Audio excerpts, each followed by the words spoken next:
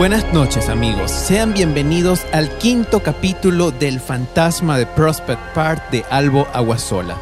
Emocionados y celebrando una emisión más por Cima 92.9 FM. En este capítulo revelará Onelio qué está pasando por su vida. Además, el misterio que rodea al fantasma de Prospect Park cada día se aclarece más. Pero en esta ocasión quisiera compartir fragmentos de la obra de Albo Aguasola que también sale publicada en la segunda edición del Fantasma de Prospect Park 2017 bajo la publicación de Negro sobre Blanco Grupo Editorial.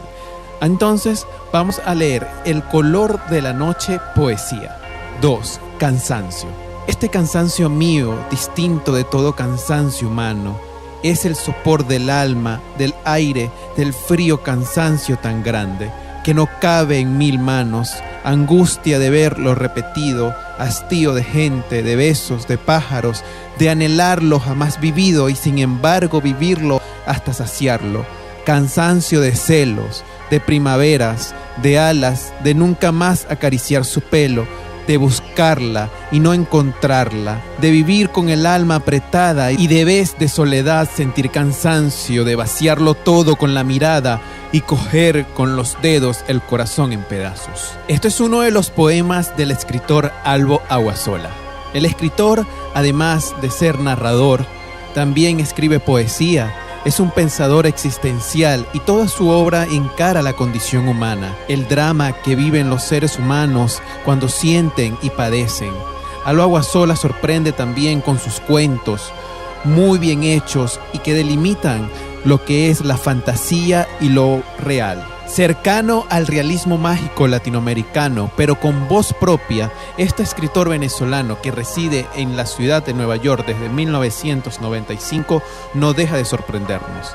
También les hago la invitación para que estén pendientes del club de lectura del Fantasma de Prospect Park, próximamente en la Chocolata Café de la ciudad de Valera. Así que atentos, amigos, del próximo programa del Fantasma de Prospect Park, que le diremos todos los datos necesarios para que se integren a este maravilloso club de lectura que ya arriba a su tercera edición. Ahora mi compañera Nailé Rodríguez les va a leer un material importante y muy interesante sobre la obra del escritor. Buenas noches, mis queridos oyentes. En la obra del Fantasma de Prospect Park, del escritor Albo Aguasola, podemos encontrar un estudio acerca de diversas entidades fantasmales. Existen muchos fenómenos paranormales que a veces ignoramos por temor o miedo, y todo queda en profundo silencio. Cada uno es distinto, poseen poderes malignos sobrenaturales, seres oscuros poco entendibles ante los ojos de la humanidad, pero existen relativamente. Mucho hemos escuchado sobre leyendas urbanas, cuentos de la Sayona, ánimas en penas, espíritus devoradores, y quizás no creemos todo al respecto, ya que algunos pueden ser inventados o creados para producir miedo en la sociedad. Sin embargo, creamos o no, estas entidades existen en el universo infinito desconocido. Vampiros humanos que tras la fuerza devastadora del mal, con tradiciones antiguas mediante rituales y conjuros, el hombre ha desafiado las leyes divinas del universo, para creerse superior e incluso el mismo Dios, y obtener lo que tanto desean: dinero, fama, poder, mujeres, etc. Debido a esto podemos confundir el duende humano, ese que traspasa los umbrales de las puertas hasta hacerse invisible mediante conjuros, pactos diabólicos y que entregan su alma a Lucifer, el lucero del alba, como es conocido en la mitología romana, o ángel caído, ser que representaba belleza y sabiduría, a quien la soberbia lo indujo a los infiernos, convirtiéndose en Satanás. Ese hombre puede aparecer por las noches e incluso en el día, perturbando tu vida, haciéndote la vida de cuadritos. Te tumbarán las cosas o las cambiará de lugar, hasta llegar a poseer la mujer que les gusta por las noches. Este duende realiza pactos en el cementerio, a medianoche sacando tierra de huesos muertos, pelos de gatos negros. Otros colocan el anillo bajo un árbol con ingredientes secretos, para así lograr desaparecer. Pero si un error comete, puede terminar hundidos en la locura, hasta llevarlos a la muerte. No debemos confundir a los gomos, momoyes, esos pequeños duendecillos traviesos que andan por los bosques o montañas de algún lugar. Seres de encantos, de lagunas, grandes cuidadores de bosques, vidas ocultas e identidades mágicas que van protegiendo a su preciado oro. Sus cinturones dorados, las riquezas naturales. Las brujas también son muy variables, dependiendo de cada cultura, diversas regiones y países, sin olvidar a los incubos y sucubos, poseedores insaciables, demonios sexuales que van para algunas religiones o son llamados espíritus inicuos. Científicos le denominan en el campo de la psicología y parapsicología como parálisis del sueño. Y en la Biblia estos seres son los ángeles caídos, esos que lucharon en contra de Dios en el cielo. Después fueron castigados y expulsados junto a Lucifer. Ahora son sus ayudantes, con poderes majestuosos, con posibilidad de deambular en la tierra y, si es posible, procrear. El mundo está rodeado de codicia, maldad, y hay que tener cuidado de esos espectros no paranormales, sino disfrazados para acabar de igual manera con tu dinero y contigo. Cuando existe demasiada ingenuidad, los charlatanes juegan con los poderes ocultos. Amigos, y con esta excelente intervención de Nailé Rodríguez, damos comienzo al 5º episodio del Fantasma de Prospect Park de Albo Aguasola. Este episodio lleva por nombre Onelio. Bienvenidos.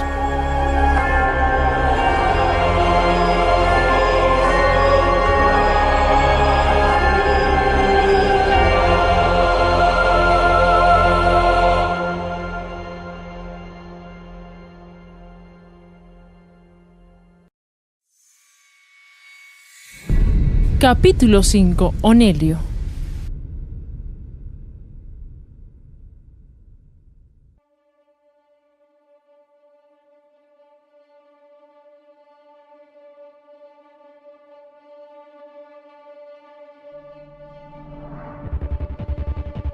Con todos esos desconcertantes descubrimientos, el pobre hombre no pudo llegar a casa de buen modo, ya que era mucho lo que por dentro le perturbaba, pero igual llegó, porque todas las cosas que suceden, con toda certeza pasan.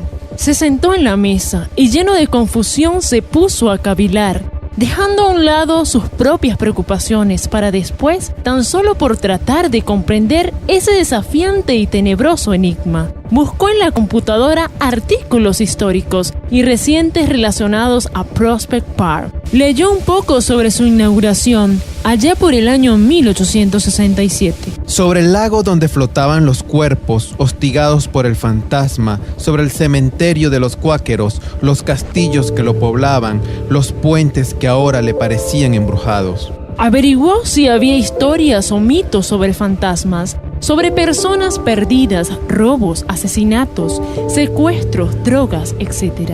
Todo aquello le resultaba un mundo complejo y nuevo, puesto que recién había pisado por primera vez el misterioso lugar que ya empezaba a causarle espanto. Se estremeció al encontrar los relatos sobre asesinatos. Entre esos encontró la historia del degollado, y para tratar de ubicarse en la Nueva York de aquellos tiempos, creyó muy importante apuntar la fecha. Eran finales de octubre del 74. Se asustó al leer el resumen. Efectivamente, un hombre joven había sido asesinado sobre la pared de Terrace Bright, allí mismo, junto a las aguas, y ahora él tenía la oportunidad de resolver el suceso, gracias a su extraño sueño.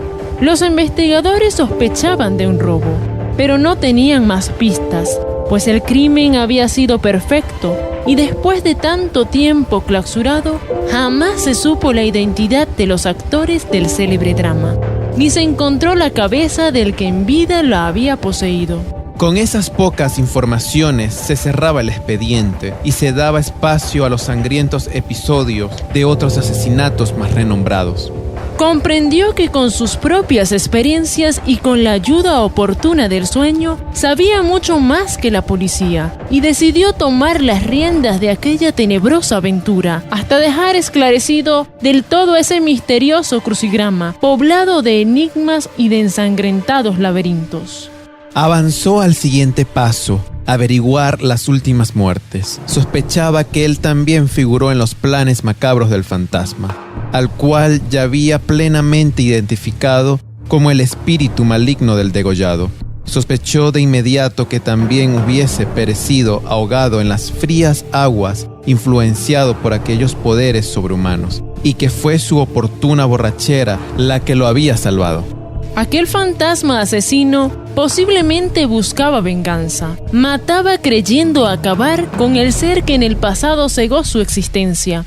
O quizás pensaba que dentro de sus poderes ocultos tenía la fórmula de volver a la vida, aniquilando a los desprevenidos transeúntes. Recordó que en su pesadilla el joven clamaba incesantemente por su vida. Quería vivir.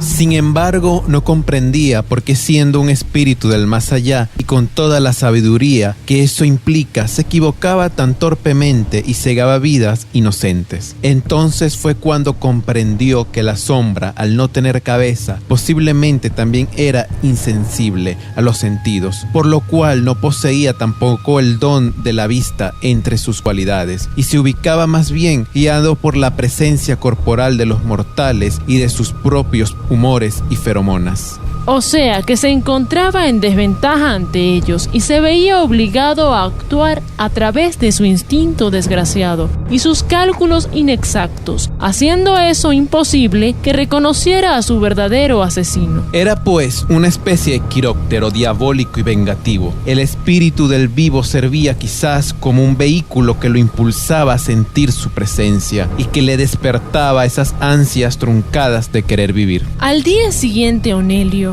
después de haber avanzado mucho en sus averiguaciones, decidió ir de nuevo a su encuentro. Sabía que el fantasma no poseía la capacidad necesaria para ahogarlo entre las aguas, puesto como humo o sombra estaba imposibilitada de cualquier fuerza o contacto físico, que lo que hacía era ejercer un extraño poder extrasensorial que debilitaba a la víctima y la incitaba a que ella misma cometiera una especie de suicidio involuntario, al confundirla y hacerla acudir en medio de la oscuridad hacia el lago, creyendo equivocadamente que por allí estaba el camino a la libertad. Analizó la forma de sortear ese obstáculo, sabiendo que su capacidad mental al ser humana era vulnerable a las fuerzas malignas de aquella entidad. Entonces se valió de un método mucho más rudimentario, pero eficaz, y fue que se procuró un cordel largo y resistente como vía de salvación. Esperó las horas de la tarde sentado bajo la sombra de los árboles, oyendo el canto de las aves. Luego caminó lentamente hacia el lago, y cuando hubo llegado a la orilla, miró a todos lados sin encontrar signos de vida humana, lo cual le pareció excelente. Se acercó a un enorme árbol. Después de haberle dado la vuelta a la mitad del lago, se inclinó sigilosamente y, tanteando en la oscuridad, encontró una raíz muy fuerte que tenía una especie de brazo o gancho muy inclinado. Allí lo amarró y avanzó lentamente con el enorme carrete enredado en el brazo y apretado entre sus manos. Se adentró por la oscuridad de la península, acompañado solamente del silencio inquietante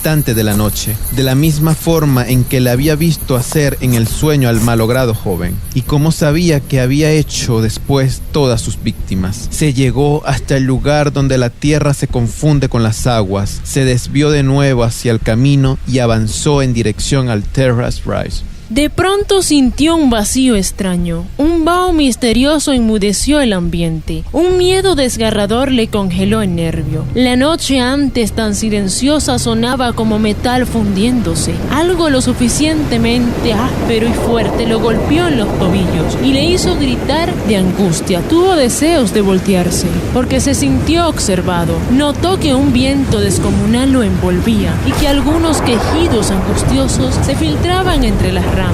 Luego cayeron las primeras gotas de lluvia. La tierra se hizo infinitamente hostil, huraña y oscura. De súbito surgió de la maleza el llanto desgarrador y seco de un infante. La temperatura, que hasta entonces había sido benigna, se tornaba ahora más adversa, caprichosa y perturbadora. Un fuerte tronco se desprendió de algún árbol y lo golpeó con saña en la cabeza, haciendo su reacción más lenta y más torpe sus movimientos. movimientos. La sangre que caía precipitada desde su cuero cabelludo se mezclaba con sus lágrimas, pero a pesar de todos esos crueles castigos, creyó que de verdad se moría un niño y corrió hacia el lugar donde lo escuchó llorar. En el camino se le enredó el hilo y lo mantuvo confuso y atrapado un breve instante, hasta que las trabillas del pantalón se dieron y en el carrete Salvador se le resbaló de las manos. En medio de la oscuridad y entre tantos ruidos quiso la providencia que notara aquella pérdida y acudiera en su rescate. Contrariado se tiró al suelo y tanteando con desesperación sobre las piedras, las hojas secas y las espinas logró recuperarlo. Se aferró a él como un náufrago a un barril flotante en medio del océano. Acto seguido apareció una cosa horrible. No sé qué, fiero, lento y tenebroso. Era como una mezcla de hombre de las cavernas y bestia desconocida, que murmuraba palabras sordas y entrecortadas que no podían descifrarse y que por eso hacían de todo aquello un caos infernal. Esa cosa extraña que venía era el fantasma que lloraba maliciosamente, imitando la voz quebrada del infante. La gravedad de su presencia misteriosa y omnipotente lo fue empujando hacia las aguas y él acudía como un títere sonámbulo e indefenso, manipulado perversamente por una gélida y malvada mano. Se dirigía inconsciente hacia los dificultosos arrabales de un destino perturbador. De nada le habría servido su coraje, pues igual hubiese perecido en el lago, porque su mente estaba terriblemente influenciada por aquella maligna entidad. Pero lo salvó el rollo de nylon, que nuevamente se le trancó entre la ropa y dejó de hilar, impidiéndole acercarse más a donde quería el espectro. Ajeno a lo que hacía, con la mente huérfana de idea alguna y neutralizada por los humos venenosos de la ira, estuvo jalando e invistiendo como un animal de lidia. Pero el carrete resistió heroicamente los salvajes embates de su furia descontrolada, y por mucho que intentó, no pudo más y cayó al suelo, sin fuerzas y derrotado, bramando como un dragón encadenado, imposibilitado de toda huida, vencido por el frío inhumano y agotado por el descomunal esfuerzo. En esas circunstancias salvó su vida de las malditas aguas. Allí lo encontró la madrugada y entonces vio cómo huía desesperada la silueta del fantasma. La siguió con la vista y la vio desaparecer a lo lejos, entre las piedras de la pared endemoniada. Buscó en su memoria y comprobó que era el lugar exacto donde vio al asesino frotar con saña la cabeza decapitada de su víctima en medio de la horrible pesadilla. Cuando finalmente volvió en sí, miró a su alrededor y se encontró hundido en la tierra podrida, a escasos metros de las aguas. Se preguntó qué fue lo que lo detuvo y descubrió que al carrete se le había acabado el hilo. Misericordia de Cristo, que le impidió avanzar en el momento más terrible y que lo salvó de una muerte segura por segunda ocasión, venciendo de ese modo y sin saberlo una vez más al poderoso engendro de los infiernos. Muy extenuado pero orgulloso de su proeza, desenredó el maravilloso nylon, lo arregló con cuidado y lo guardó en un pequeño saco que para él traía. Luego caminó hacia el puente, miró a todos lados, volvió a colocarse frente a la pared del túnel, retó al fantasma y al no recibir respuesta, algo decepcionado y a la vez excitado, regresó a su casa. Mientras caminaba veía cómo el parque se iba llenando de amanecer, de sol, de pájaros y de amantes nuevos. Ya en casa volvió a recuperar la calma.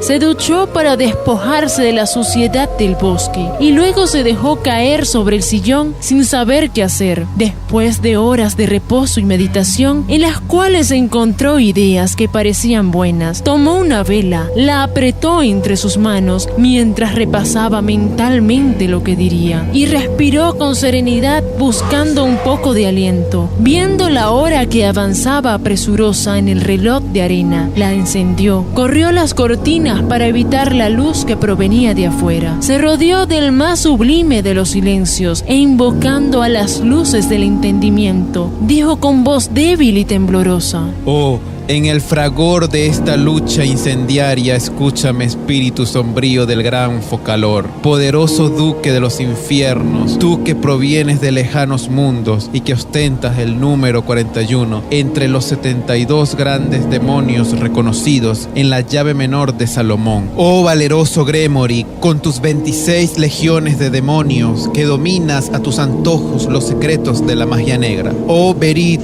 gran alquimista que seduces al mundo con tu corona dorada. Tú, huraño y perverso Brifons, que dominas las ciencias y las artes, que manejas a tus antojos las virtudes de las gemas, de las hierbas y de la madera, que trasladas los cuerpos muertos desde sus tumbas originales a lugares arcanos y misteriosos. Oh Estolas, poderoso Daimón, y a la vez búho coronado de afiladas garras y sabiduría suprema, que tienes el don de predecir con tus infinitos poderes astronómicos los males y los bienes a repartir entre los mortales, que conoces desde antiguos tiempos el tóxico poder de las hierbas malas y el control de las plagas. Oh tú, cualquiera que sea tu condición, tu intelecto y tu poder, Dios, diablo, fantasma, alquimista o duende, el mito deforme que brotas hambriento desde las llagas de la tierra, ser invocador de la oscuridad, ángel santo o cualquier entidad dotada de efectos y sabiduría universal, ilumíname y ayúdame a encontrar entre tantos hilos el camino augusto e inmaculado de la verdad.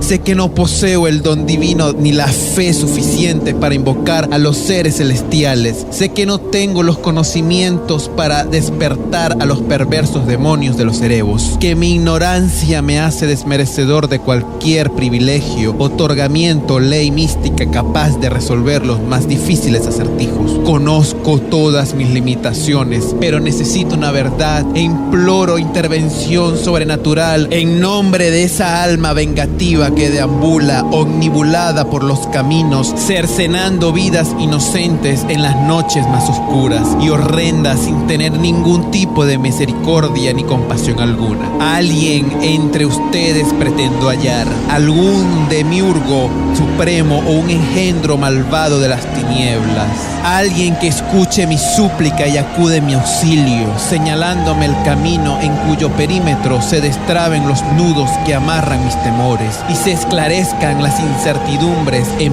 pos del bienestar que busco. Tú, enigmática vela, ayúdame con tu luz a transitar con éxito por las incipientes cumbres de esta absurda realidad. Si está en ti la solución de este enigma, demuéstramelo, cambiando el tono de tu resplandor tan claro. Deja que el espíritu de quien deba ayudarme se posesione en tu cuerpo y responda a mis preguntas. Si lo que pregunto es un sí, eleva hasta las más altas esferas tu llama o desciende hasta peligrar en las penumbras. Si lo que pregunto se responde con un no. En ese momento, una oscuridad absoluta se hizo presente y el cuarto quedó en la más brava y angustiosa de las tinieblas, apenas alumbrado por la tímida y titubeante llama de aquella vela. Onelio sintió como una especie de vaho soporífero y nauseabundo que penetraba súbitamente en su aposento, y de inmediato la luz empezó a culebrear de un lado a otro, como indicándole que estaba lista para esclarecer sus dudas. Entonces preguntó: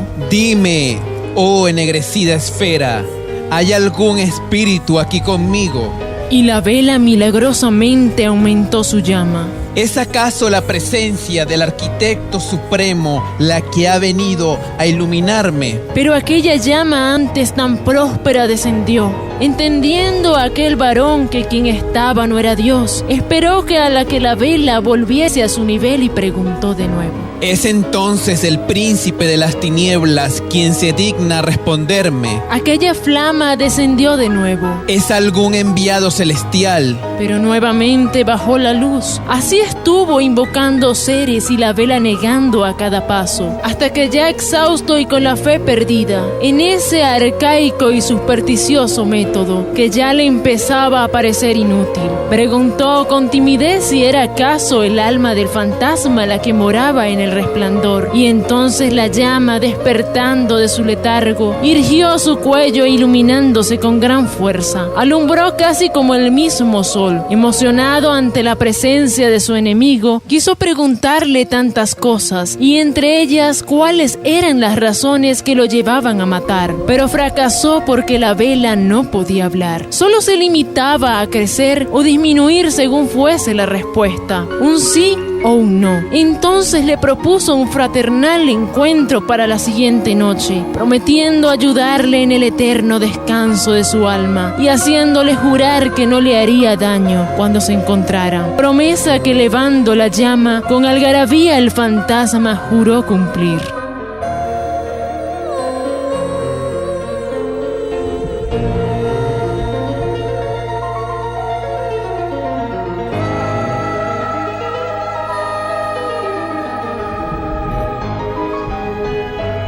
El fantasma de Prospect Park es una obra del escritor venezolano Albo Aguasola, novela de ficción que te sumergirá en el universo infinito de lo desconocido, donde las dulces melodías conquistarán cada parte de tu alma, alegrando tu despertar los sábados a las 8 de la mañana y los miércoles a las 9 de la noche. Soñarás con un viaje hacia un lugar misterioso, acompañados de los encantos majestuosos nunca antes explorados por Cima 92.9 FM y www.cima92.9fm.com.be. Los invito a seguir en Facebook y en Instagram El Fantasma de Prospect Park y las redes sociales del escritor en Facebook y Twitter como Albo Aguasola.